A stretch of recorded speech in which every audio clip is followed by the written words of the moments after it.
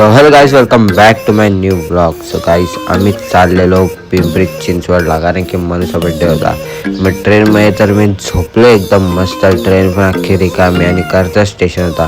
मग पोचलो आम्ही आणि रिक्षाने चाललेलो. सो मनु तर वरतूनच बघत होती, आई आई आवाज देत होती.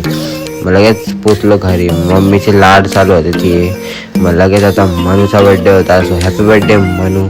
मग आता लगेच लाडू पण आलाय, जय घेऊन आलेला मस्तपैकी लाडूला. आणि नंतर मनुचा मेकअप चालू होता. मग लगेच आता बड्डे सुरुवात करायची होती. मग लगेच जिजूच्या बाजूला बघा कशी मनु थांबले. मग लगेच लाडू आणि मनु एकमेकात खेळत होते. मग लगेच शार्वी आणि मनुचा केक बघा कसला भारी वाटतंय.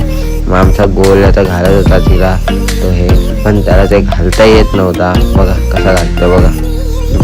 मग लगेच आपल्या मम्मीने पण ओवाळणी सुरू करून लगेच आता केक कापला बघा.